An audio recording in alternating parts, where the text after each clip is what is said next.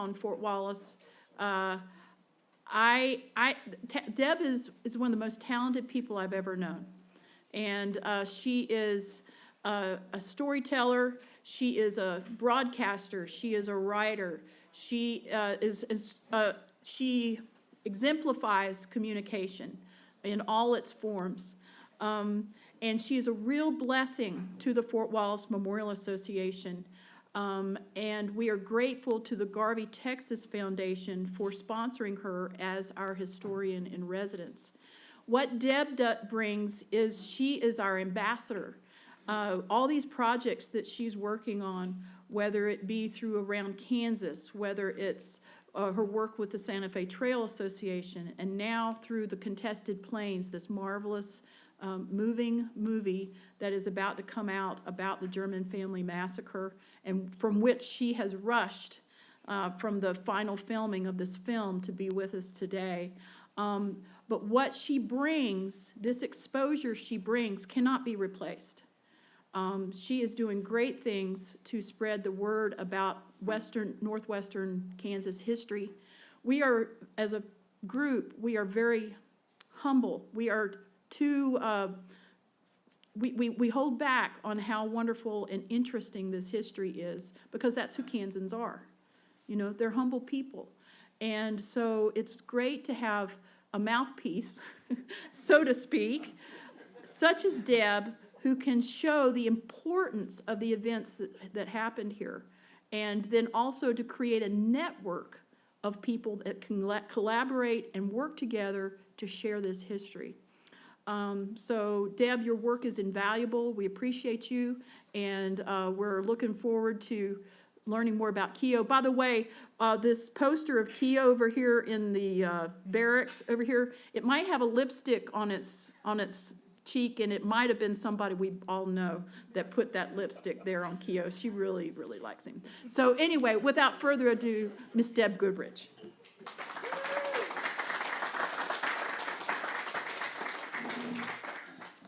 Get my stool here.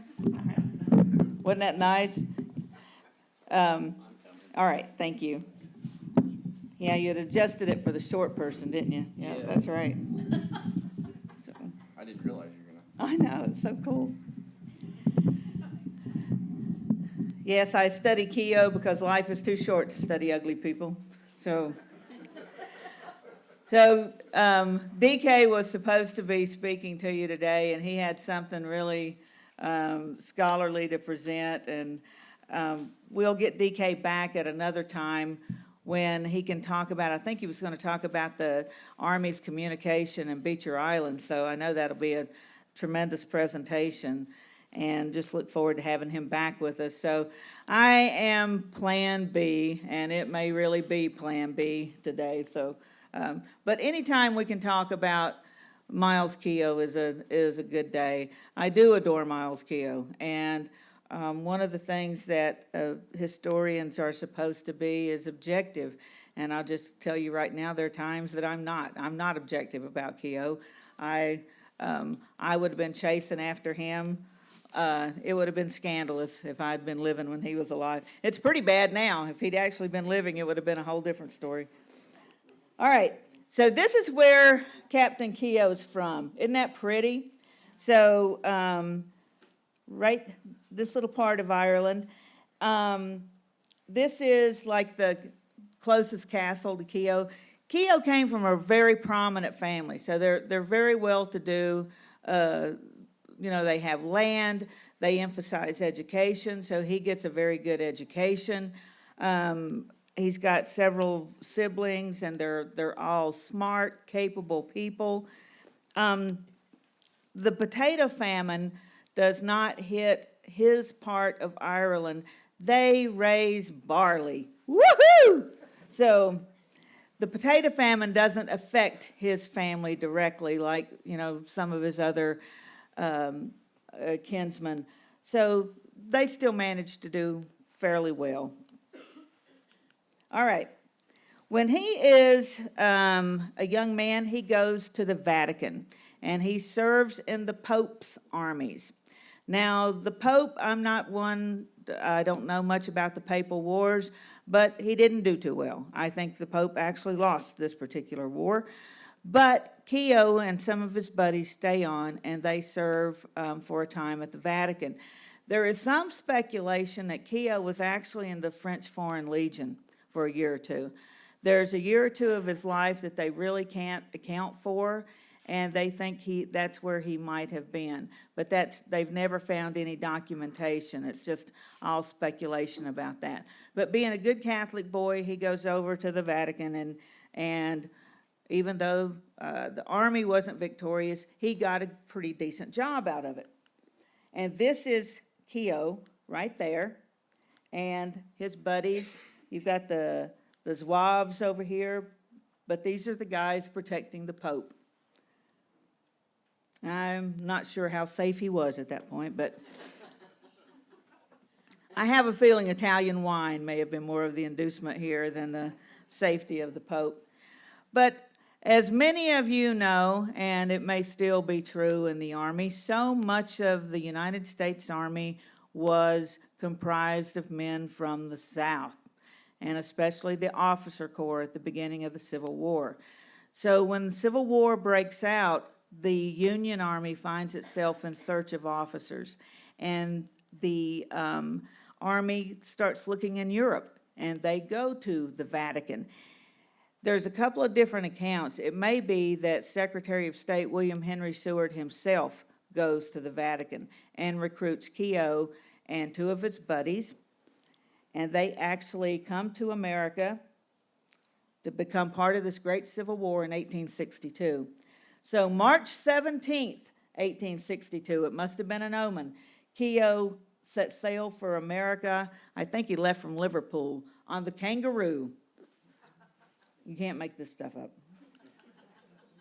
So he gets to New York City, and that's one of those lithographs of New York City at the time. And this shows this great review of troops that are heading off to the Civil War. And of course, I don't think I include it, but you've also got draft riots in New York going on at the same time. New York is a really interesting city during the Civil War. New York City almost seceded from New York. There are so many business interests that are connected to the South in New York, and there are just a lot of people. You've got a lot of very independent people in New York that are sort of like the Hill people in Virginia. Just whoever's telling them what to do, they don't want to do it. So there was not universal support of the war in New York. I don't know if Keogh saw it, because he gets on the boat very quickly and goes down to Washington, D.C. When he gets to Washington, D.C., and this is the Capitol building. This is actually 1860. You know, they're building the dome. It's so ironic that they're building the dome of the U.S. Capitol while the Civil War is going on. He actually goes to the White House. His first day in Washington, he goes to the White House, gets off the boat, meets President Lincoln, and is sworn into the Army and commissioned as an officer that day. And some of the accounts say that it was Secretary Seward here on the right that actually commissioned him into the U.S. Army. So he's got a pretty good foothold in the U.S. Army when he gets here. That's Keogh in 61. Is that a pretty boy or what? And these are his papal medals that he proudly wore for serving in the losing army of the Pope. This is, that's Keogh right there, and General Buford. And I got to meet Sam Elliott a few years ago, and I told Sam Elliott, I said, you know, I grew up in Virginia, and we are not known for our humility, which is why I'm here. And I told Sam Elliott, I said, you know, I grew up in Virginia. I never heard of Buford till I saw the movie Gettysburg. And I thought Sam Elliott's role in Gettysburg was like the shining moment of that movie. And so I'll have to tell you the story. So Sam said that the night before they filmed that scene, you know, where he's pounding his chest and talking about, you know, he can see the whole thing in front of him. The night before they filmed that scene, he and one of the production guys go out onto the battlefield, and there is a statue of Buford. And as they're standing there in the dark looking at that statue of Buford, a falling star came over Buford's shoulder. And he said, I knew at that moment I had to bring everything I had to this role. So it was incredible. Buford was a very, very beloved officer, and Keogh was very, very close to Buford. So they are victorious, of course, at Gettysburg. And after that, not too long after Gettysburg, Buford becomes very ill. His command, of course, goes to somebody else, and most of the officers go to other assignments. Keogh stays with Buford. Buford actually dies in Keogh's arms. His sick bed, Buford is there, and Keogh is embracing him when he passes away. Keogh would talk about, and gosh, I just forgot his name, this fellow over here on the right. Keogh and his buddies were so jealous because he said when they all went out, this guy got all the girls. So I don't know what he had going on that Keogh didn't. I can't imagine what that was, but all right. This is actually a depiction.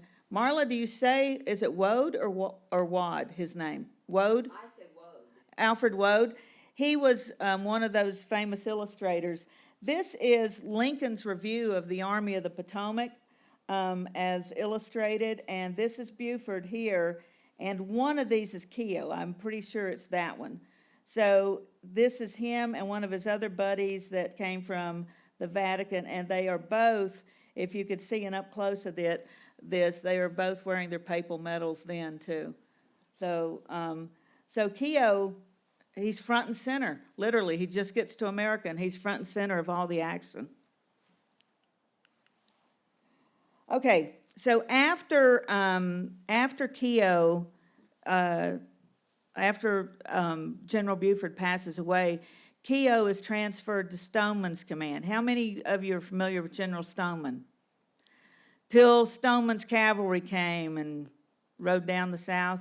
Remember the day Dixie died? The night they drove old Dixie down?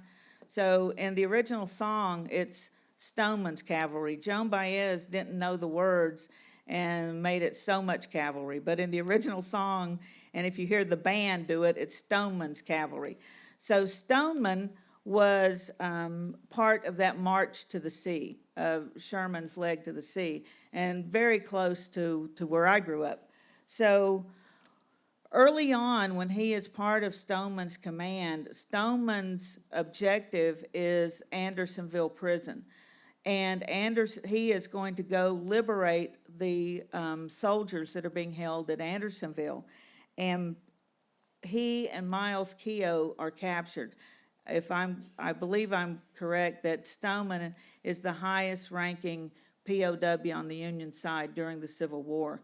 So they are captured near Macon. So he never makes it to the Andersonville prison.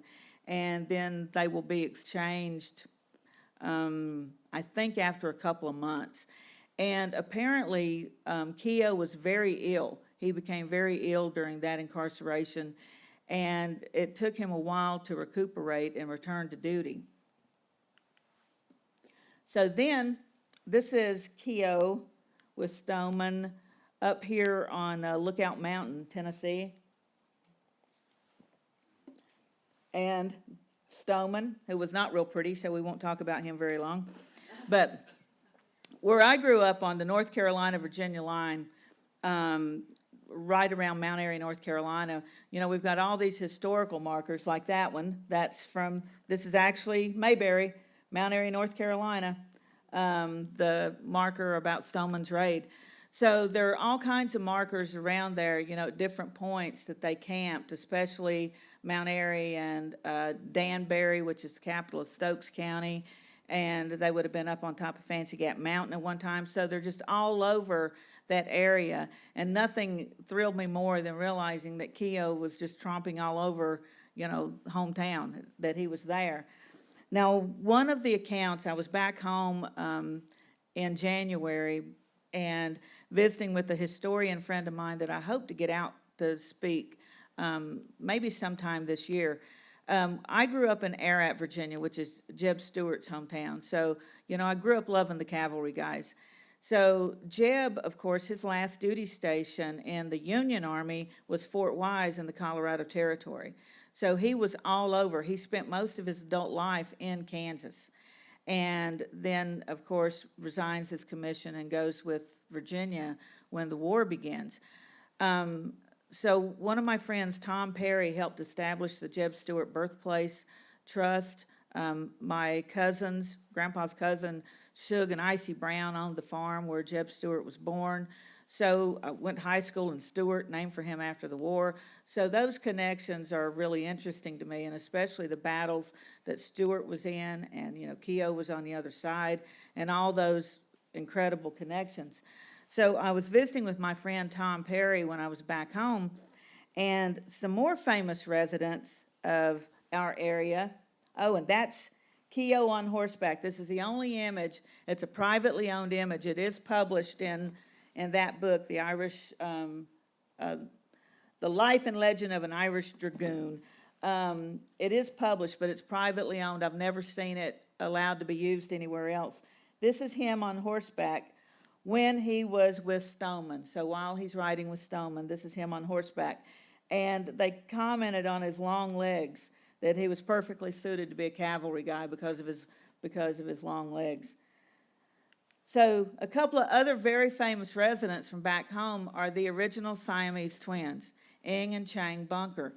And they retired like, I think in 1850s.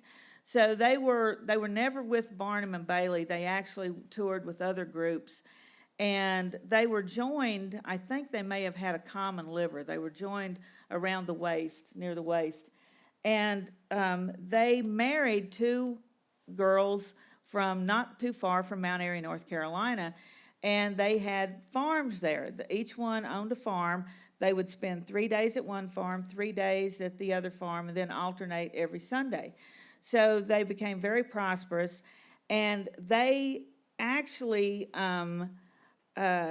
were Quakers. The women they married were Quakers, so they were supposed to be neutral, of course, during the war. Now, neutrality was nearly impossible for everybody, but the Bunkers loved to make money. So any way they could avoid losing money is the path that they took. They were also known to have very, very bad tempers. They fought like crazy, like each other. And there is a very famous story about they were working on the roof of one of their houses, and they get in a fist fight. They're beating each other, and they roll off the roof. They hit the ground, still beating each other. And I knew the last living grandson. When I was covering court and as a newspaper reporter, like late 70s, right around 1980, their last surviving grandson was still living, Woo Bunker. And he was as cantankerous a man as you ever met in your life. And he actually was in court one day. He was 70-some years old because his nephew had charged him with assault. And Woo was this thin, little, hunched-over old man, but still tough as nails. And his nephew was a great, big, burly guy, way over 6 feet tall, who was an EMS guy. He could handle anything. And they finally, like, Scott, you can't bring that old man in here and tell him that he hit you. Well, he damn near killed me with his cane. He was beating him to death. And so the Bunkers were and are still a very interesting family. So when Stoneman came through, this is what Tom was telling me he found the other day, that a bunch of Stoneman's officers took off when they were camped nearby because they wanted to go meet the Siamese twins. So what Tom's assignment is back home right now is to figure out if Keogh was one of the guys that actually went and met the Siamese twins in Surry County, North Carolina. So I'm like, that is so, again, you can't make this stuff up. That's what I love about history. You can't make it up.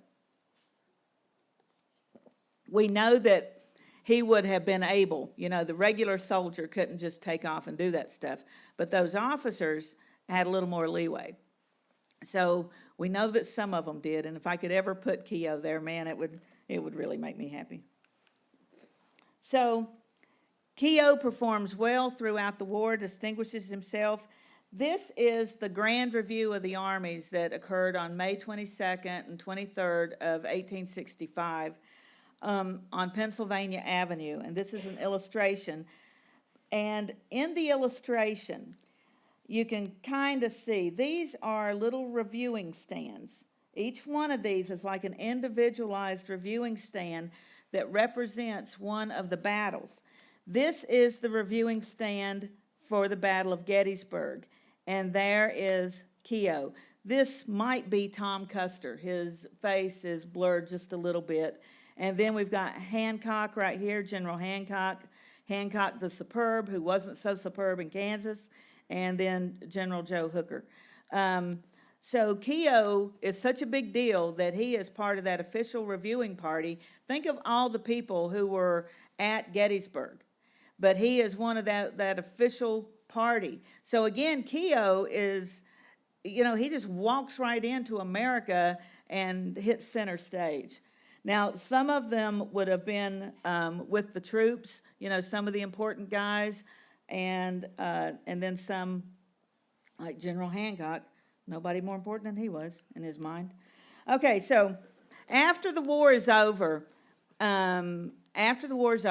of course, the Army thins its ranks quickly, and now we can turn our attention to the plains. And of course, as Chris has talked about today and other days, the big news is the railroad. It was the big news before the war, and the war kind of interrupted things, but now it is the big news. And the push to cross the continent with that railroad is literally full steam.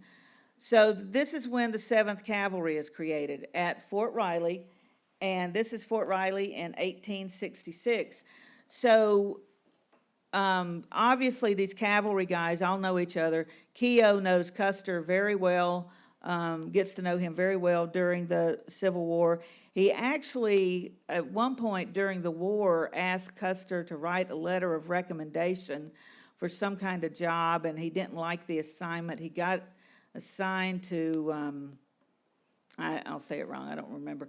But anyway, he manages to get some good assignments and get through. But he knows Custer, and so he heads to Riley, even though he is very homesick. Throughout this whole thing, he's really missing Ireland. And whenever he gets a friend from back home, or even an Irishman, you know, it doesn't matter. If he gets an Irishman in his group, he's just so excited to have somebody from back home. And throughout the course of his life in America, he does get to visit occasionally. He will go back to Ireland a couple of times, but he is very homesick. But despite that, and I don't know if it's because of the opportunity that America presents, part of it, he's a soldier. He's born a soldier. And he enlists in the 7th Cavalry when it's created. He is made a captain of Company I. 7th Cavalry there. All right. So then he is sent to Fort Wallace. So Fort Wallace is the only post that Keogh ever commanded. And so we're really proud of that fact. And that's one of the reasons that, you know, the Emerald Banquet honors him. It is Keogh that really turns Fort Wallace into a real post, because we're only founded in 65. You know, we're created first as Camp Pond Creek, and then Fort Wallace, while it's at Pond Creek, is a bunch of tents and maybe half a building or something, and then they move over to the high ground east of us. And when he gets here in November of 66, it's pretty much a mess. You've got a bunch of tents. You don't have, let me show you this one first. Okay, this is the sketch made in 67, and all these tents, and that's just representative of the rows and rows of tents that would have been here. There is not a stable and this is a cavalryman. They've got the walls of the stable up, but they can't get nails, so there's no roof on the stable. And he complains mightily to the forces that be because there's no roof on the stable and his horse is suffering. That's what he said. And this winter was apparently very, very rough. I mean, you know, we've been blessed with some mild winters lately, but the winter of 66, 67 was a really rough winter. Sub-zero temperatures, a lot of snow. It was a really rough winter. So when Keogh gets here, and I'm going to back up if I can figure out how. This is November 3rd, 1866. I have the honor to report my arrival, and he's taken command of Fort Wallace. He's replacing Hale, and I will show you a picture. Also arriving with him at Fort Wallace was Captain M.T. Sheridan. Anybody know who M.T. Sheridan was? Michael Sheridan, who was Phil Sheridan's younger brother. And anybody know anything about Michael Sheridan? You researched Michael Sheridan? I hope he was nicer than Phil. I was hoping to ask DK when he got here. I can't stand Phil Sheridan. But Michael and Keogh were apparently pretty good friends, and they became very close on this trip, and they had stopped at Ellsworth on the way out here, and they talked about, you know, it was pretty pleasant. By the time he gets here, life sucks. So this is, okay, and this is 67 after things have improved. That is the, this is the adjutant's office that we've depicted over here. So yeah, this is after improvements. But this is Mortimer Lee. God, I love him. This is Dr. Turner, sitting right there. Lieutenant Bell, Captain Albert Barnett, Fred Beecher, and Hale, who was relieved of command by Keogh. Okay, so Beecher is our buddy Beecher right here. He and Keogh also have a lot of things in common. They come from very prominent, well-educated families. And, of course, Beecher, you know, the Beecher Bible Church in Wamego, Kansas, that's the same Beecher family. Harriet Beecher Stowe, Henry Ward Beecher, that's his aunt and uncle. And so they have been involved in Kansas. I just love the Beecher connection to Kansas is pretty amazing. Beecher is also a combat veteran, nearly mortally wounded twice, once at Fredericksburg, once at Gettysburg. So again, he and Keogh have seen some of the same battles. He is very, very capable. He's a very smart, very dutiful young man, and he is quartermaster. So actually, I think his title is assistant quartermaster. I don't know where the real one was because he's doing all the work. So when Keogh gets here, and they don't even have nails, they don't have, I'm going to flip back, but I want to show you this real quick. There's our boy Beecher. The Sibley stove. Okay, we got stoves, that's no problem, but we got no stovepipe. There is no way to safely burn the wood to heat these tents that they're all living in. It's unreal.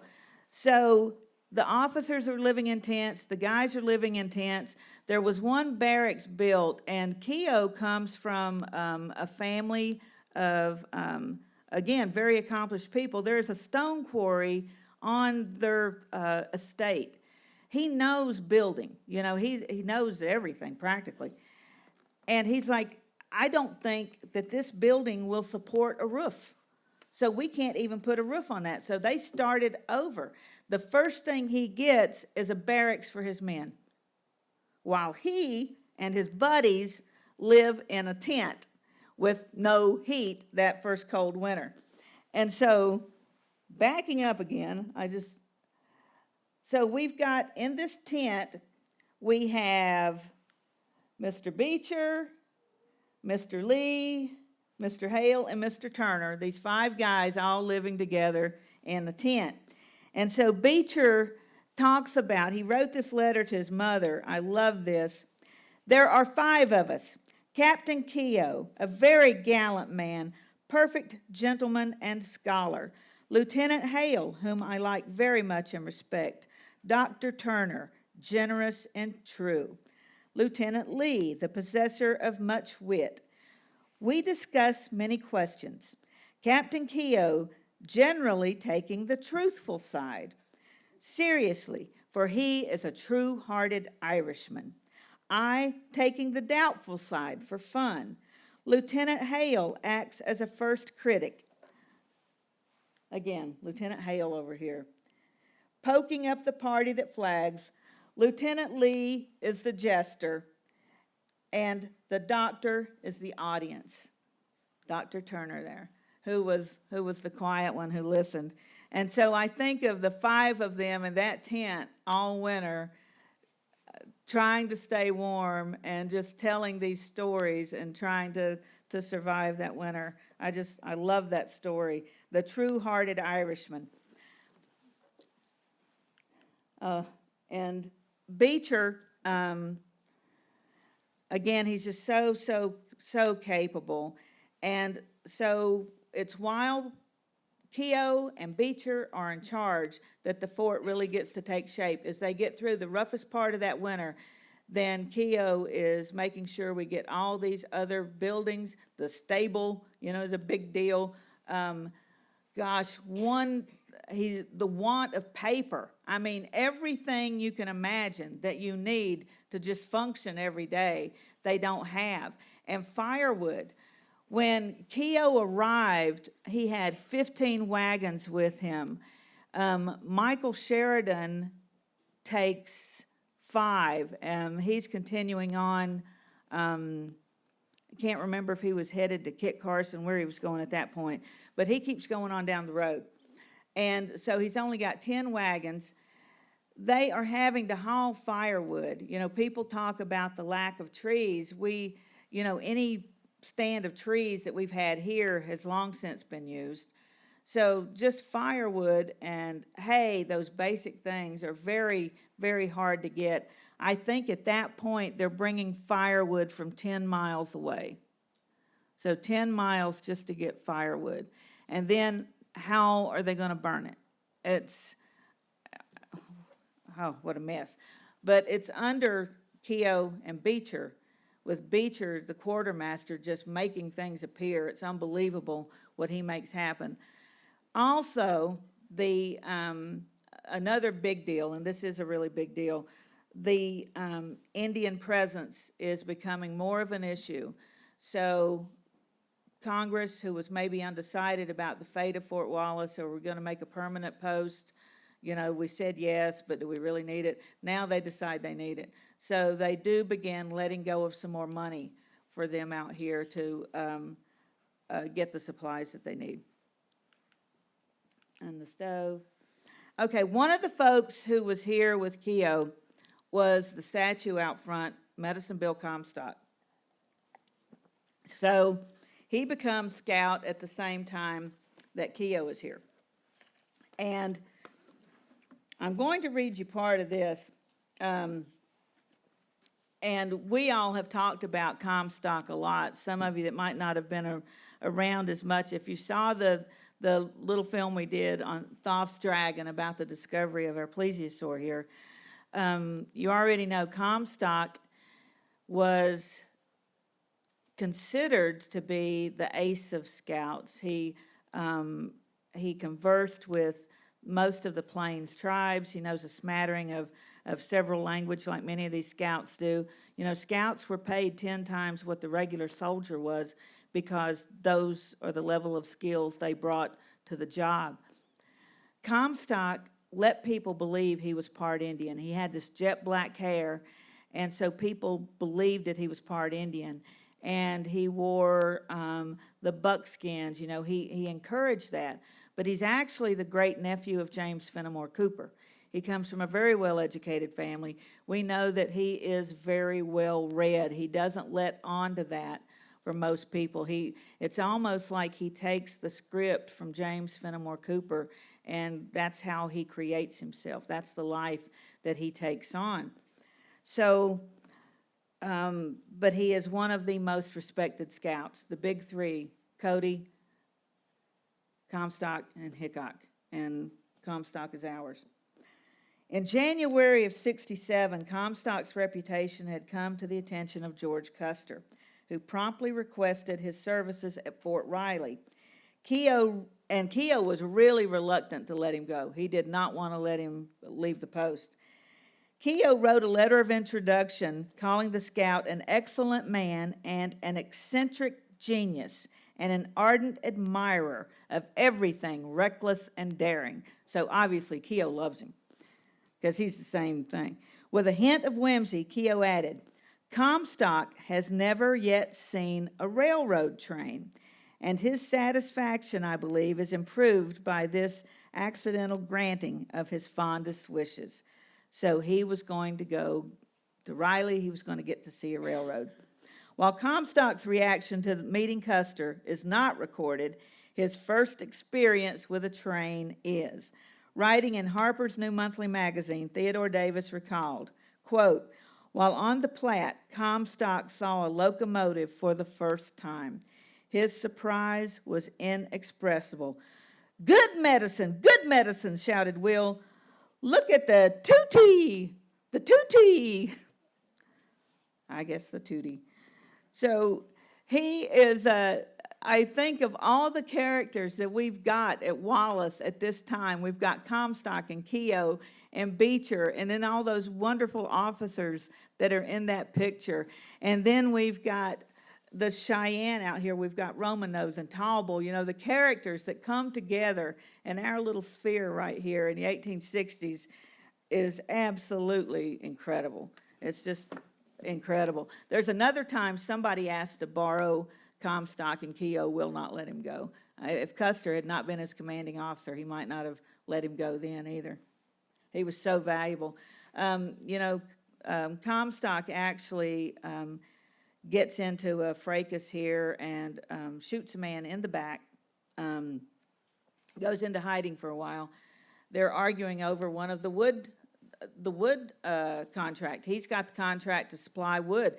He's making money hand over fist. He's got the ranch to supply hay. He's got the wood contract, and he's scouting. So it's probably, no doubt, there's nobody at Wallace making more money than Comstock. Nobody even close. So he shoots this guy in the back, and they take him to Hayes for trial, and they dismiss it for lack of motive, evidence of a motive. There's no doubt there's plenty of witnesses that saw him do it, though the man that he killed was supposed to have ridden with Quantrell. And if you just talk about prejudicing an a jury, throw that fact in and you're done, at that point. So I don't know if they just decided he was somebody that needed killing. The real facts were they needed Comstock so badly they didn't care what he'd done, and they reinstate him, and of course he gets murdered shortly after that. Oh, that's another story.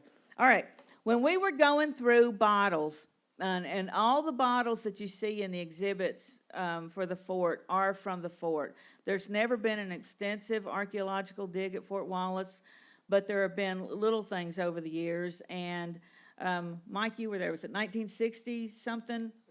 66, when they basically just went out with a scoop and pull up a bunch of stuff.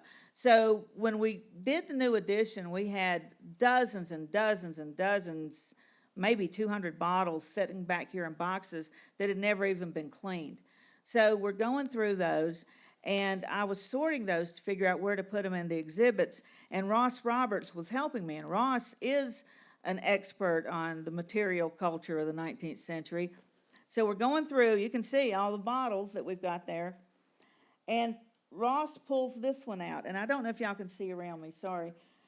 It's got a little bit of a label. And after 150 years, there's only a handful of these bottles that have any kind of label. And he said, "Deb, this is a Guinness bottle." And I'm like, yeah, whatever. No, this is a Guinness bottle. So I took photographs and sent it to the Guinness archive in Dublin. The brewery has an archive. And they said, yes, that's a Guinness bottle, and if that label were complete, it would have a date stamp on it. But we started making that one in 1862, so it's right for your era. So then I sent a message to one of my Keogh experts in Ireland, and I said, did Keogh drink Guinness? And his response was, duh. So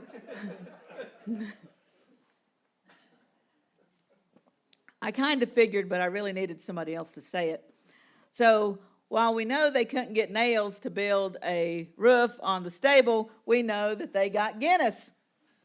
And once again, we can't say for sure that that Guinness bottle was ever in Myles Keogh's hands, but can you imagine Guinness coming to the fort and anybody got one before Myles Keogh? No, I don't think so. So I'm pretty sure that would have been in Myles' hands one time. Now, because he was an Irishman, of course, there was some talk of his drinking. Of course, alcoholism was the bane of existence of the frontier army. It was a problem. And while Myles was known to imbibe, there was never any sanction or disciplinary action, so he couldn't have been any worse than anybody else. Now, there is a report, Mr. D.B. Long, I think we've got his picture hanging over there somewhere.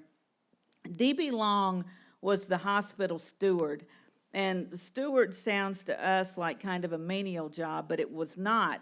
He took care of all the supplies at the hospital. He is more like the hospital administrator than just somebody that's emptying bedpans. So he was very close to Dr. Turner, and he was also here while Keogh was here. And he said he would never forget the night at midnight that Keogh had them sound boots and saddles, and the guys all, get up and they go fight imaginary Indians for like 2 hours on the plains because the captain was in his cups. So that's the only time I've ever read of Keogh's doing anything remotely inappropriate.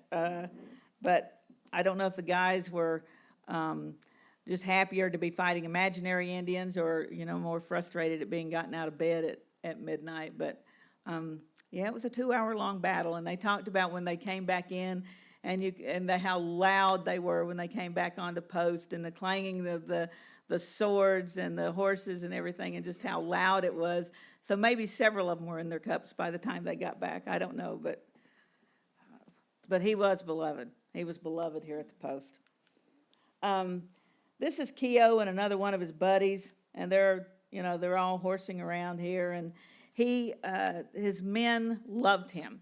He was an officer. He followed the rules, but he apparently had a very big heart, and just like building the barracks before he got anything else done, before he got comfort for himself, he always put his men first. And every account I've ever found, that is how they recalled Captain Keogh. So I'm not going to talk about this much, but we all know that Keogh dies with Custer at the Little Bighorn. Now, while Keogh's relationship with Custer initially was very friendly, and especially during the Civil War and early afterwards, in 1967, when Custer is out here, of course he's never stationed at Wallace, but the actions out here in 1967, the Kidder Massacre and the Custer's going AWOL and being court-martialed, apparently Keogh does not have the same feeling for Custer after the events of 1867, because you can see there's a real chill in the relationship. I don't think Keogh has the same respect for Custer after 1967. They do not seem to communicate the same way after that. There's just not that closeness. He respects him as his commander, but he doesn't have that warm, fuzzy feeling for Custer anymore.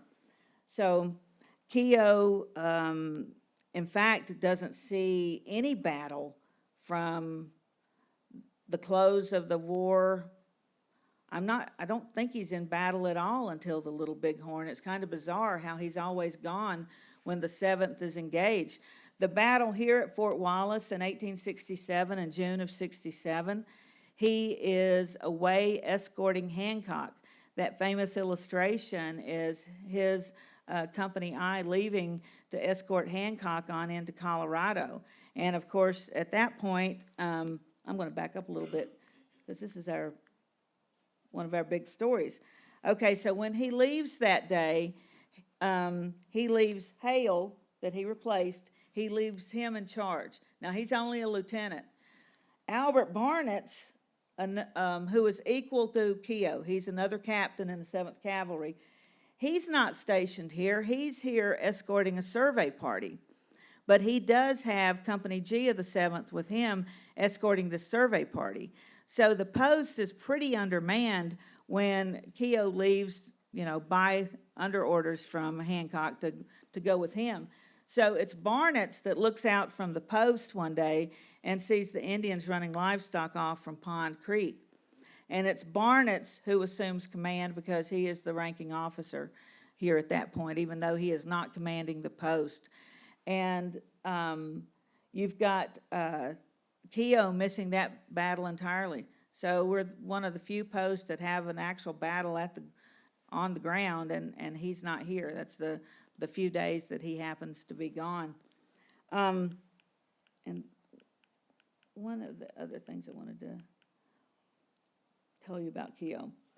So we just dedicated a few months ago, of course, the Keogh Research Library, our reading room, the Ruth Jackson reading room of the Myles Keogh Research Library. Keogh established the first library in Wallace County here on the post in 1867. So another example of his concern for his men. He established a band. He did all these things. I mean, we barely got buildings up, but he's designating a school and a library. So he was all about, creating some meaningful life for the men while they're posted here.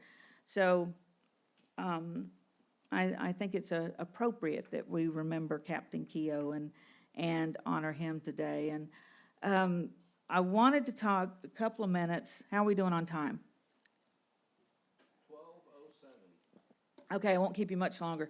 I wanted to give you an update on what we've been doing with the contested plains, because we had our filming out here in October, and then we, as Jane said, we were just filming in Pampa, Texas this past week, and it was incredible. It was challenging, maybe as challenging as it was filming out here on the Yonkin Ranch.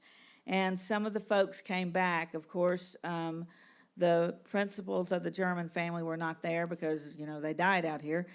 But we had some other people joining us, and I know you all remember Mo Brings Plenty when he was here with us and we opened this new edition. Mo Brings Plenty is portraying Stone Calf in our film, and we're just so excited to have Mo part of it because Mo brings something to the project. You all that met Mo know he's just an incredible man. And we were filming a scene. Chris was talking about the Darlington Agency. When the German family, the older daughters are returned, they are surrendered at the Darlington Agency when the different bands of Cheyenne come in to give up. So we recreated a small piece of that. It's hard to do on the scale that it actually happened. But we have several folks there, and Mo actually addressed them before we started filming that segment. And he said, we don't have to act here. We just recall our ancestors. It was powerful. It was an incredible scene. And Mo is carrying, as Stone Calf is carrying a Henry rifle, and he's carrying it up to the Indian agent. And as he reaches, is stretching out to hand it to him, then he stops and he pulls back for a minute. And he's like, first, I'm going to say something. And he talks to, he tells the Indian agent what he thinks of all this, and then he lets it go. And it's just so powerful. This film, I can't tell you what a powerful story this is going to be. And when we had the wrap party in Pampa, most of the actors, the lead actors, got up to say something. And when Zola Green, who is Lakota, but she is portraying Moki, the buffalo calf woman who she and her husband led the raid on the German family. She put the axe in John German's head. There's all kinds of, she said that. She never denied that. When she got up to speak, I'm telling you what, everybody was in tears. And she talked about how powerful the story was and what it meant to her, and how she hopes through this film to achieve more reconciliation. And that has been the watchword for this entire project, is the reconciliation that has come as a result. And as we were talking about that, we all know the book The Moccasin Speaks, that Arlene, who wrote the book, who is a descendant, famously John Sipes, who is a descendant of Moki and Medicine Water, calls her and says, my family killed your family, and I'm sorry. And they talk about that being where the reconciliation started.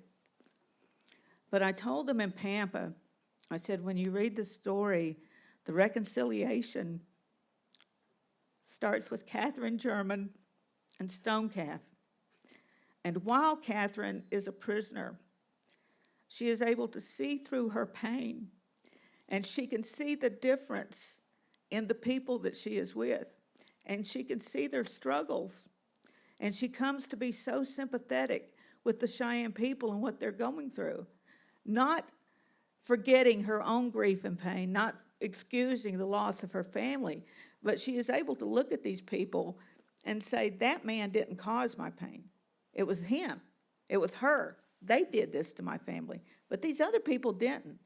And she tried to tell the people when they were surrendered at Darlington, she tried to tell the authorities that very thing, and it didn't matter.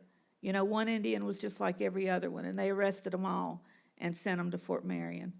But I said,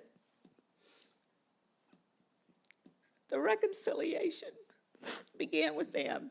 And Stonecalf, oh my God, this incredible man who has made 2 trips back east. He's been to the White House and met the president. He has gone to theater in Philadelphia, New York, and Baltimore. He has seen these incredible things, ridden trains and stayed in great hotels.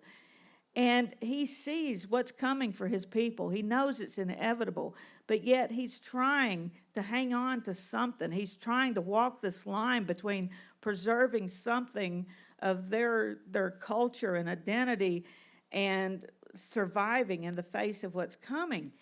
And he looks at Catherine, and he looks at the Medicine Water, and he's like, where did you get that? Where did these people come from? What have you done? And he's trying so hard. So nobody likes him, because, he's not taking either side. He's trying so hard to keep the peace. He protects Catherine. He protects her during this ordeal. And it's these incredible people who suffer greatly but see through their pain and don't lose their humanity. What an incredible story. We've got such a powerful story. And the people it has touched already, it is so humbling. It is so humbling to be part of it.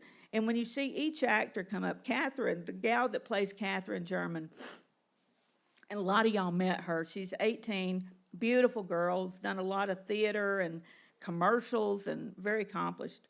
And she's like, this was just another role. And it was just another role until they were on the ground where it happened. And she said, when we were on the ground, and I'm looking around, and you will fall in love with this family, and it will be devastating to see them go. She said, when I was on the ground, And I'm looking at these people, and she's like, I realized they were real people. And she said the weight of it just hit me in the chest, the weight of what we were doing. And the little girl that plays Sophia, 13 years old, been doing commercials. I mean, she's incredible. And she got up and she said, well, this is the first film I've ever done. She's 13, you know. But she said, I think it might also be the most important film I'll ever do. And I'm like, man, that's awesome. That's incredible. And Anita Gillette and I from the White Deer Land Museum, who we initially got together and started this, we were talking about how important it is, and Marla was talking about storytelling. I don't feel guilty about film. I think with film, we may even be going full circle in storytelling. You know, it all starts with an oral tradition, with pictures. And if people are going away, if young people are not reading books like we think they should, I'm not going to worry about it. If we can get real stories to them in a meaningful way, then they will look for the other stuff. They'll be inspired to read the book. They'll be inspired to learn more. And if they don't, at least they have the piece that we've given them. At least they have that. So I'm just so excited. We hope to have everything done. We have a little more, just a day or two of filming left to do in different places, and hope to have it completed by the summer, hopefully by June, and we're working on the distribution package. So we're looking at a TV release, but we'll also look at premieres, and we'll keep you posted. But it's really powerful. We had, I don't know if you're familiar with R.W. Hampton, who's a Western singer, as General Myles. I'm telling you what, there's no end to the scenes where people just had to walk off and cry. You know, the actors had to get it together because they just, and he said when he talked, he said, I turned 65, this summer, and he's won all kinds of awards. He's an incredible man. He said, you realize you've got fewer days ahead of you than you do behind you, and you start looking at the legacy you're going to leave. He said, I can't think of anything that I'll be prouder of to leave behind than this work. So it's just, again, touched people in such profound ways. We're so proud of it. It's something you can all be proud of. And the German family, so many of the descendants were there and have been there. So Scott Dean, this is what I'm working up to. Scott Dean, that many of you met, who lives in Oregon, came up to me, and he said, I know that you're talking about redoing the German family exhibit at the museum. And he said, the German family wants to pay for it. We want to help you, and we want to pay for that. So we're looking at getting that redesigned, and they want to have a family reunion here in 2024 for the 150th anniversary of the attack. So that's what the German family is. They've met cousins they've never met. They're just so excited about sharing this piece of history. So that's what I've been working on. Besides adoring Myles Keogh, I've been working on that too. So, yes, sir. Did you happen to kiss that bottle just in case Keogh drank out of it? There was nothing left in it, I'll tell you that. There was nothing, but my goal is to go to Ireland. I would love to meet the family estate's still in the family. They still live there. So I would really love to do that. Yeah, I just adore him. He's fun, and he's all those things, but he's got a wonderful heart and soul. Just, yep. And he's still single.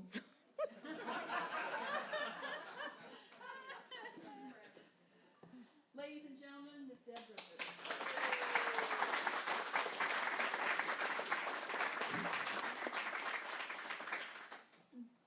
We've got handy dandy Deb's stool there, Deb's stool. But we'll put that away now.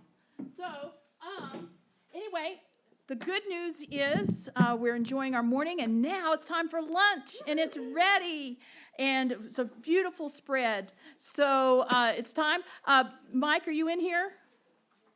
No, Pastor Galen, can you offer a quick blessing on our food? Sure. Gracious and wonderful Lord, we praise you for the opportunity to come together today. I pray now that you bless each one of us, bless the food for all the nourishment of our bodies, and I pray you continue to pray for those who serve the food for us. These things we pray through your Son, Jesus Christ. Amen. Okay, enjoy your lunch. There will be the Henry raffle tickets will be available there at the barracks.